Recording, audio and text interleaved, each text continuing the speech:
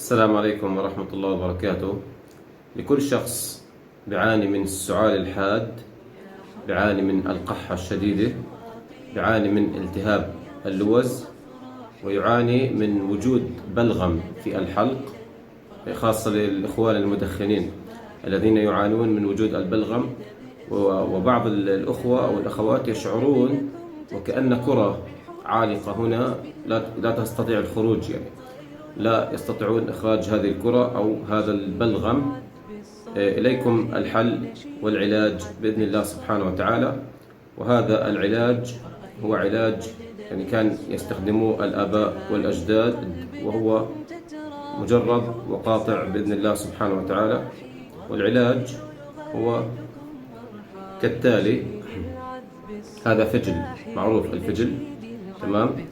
تأتي برأس كبير من الفجل، وثم تقوم بحفره بالسكين أو بأداة حفارة المحاشي، تمام.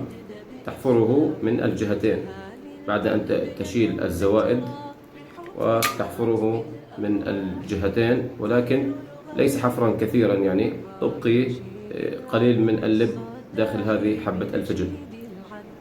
ثم تأتي بكوب مثل هذا، كوب، وكما فعلت أنا، يعني تجلس رأس الفجل على هذا الكوب، وتضع في الجزء المحفور سكر الفضي.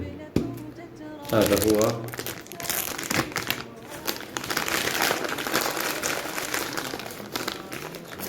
السكر الفضي، وما يسمى سكر النبات، سكر النبات أو السكر الفضي، تمام. وتضعه في كوب، كأس يعني صغير مثل كأس الشاي، تمام.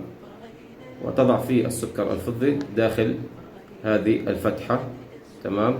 والفتحة الأخرى تكون داخل الكوب كما فعلت أنا، وتتركه لمدة 24 ساعة في الثلاجة.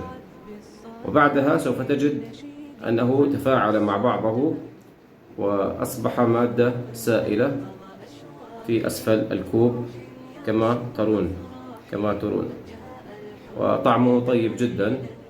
وتقوم بشربه على الريق يكرر لمدة أسبوع كامل، وبإذن الله يكون فيه الشفاء.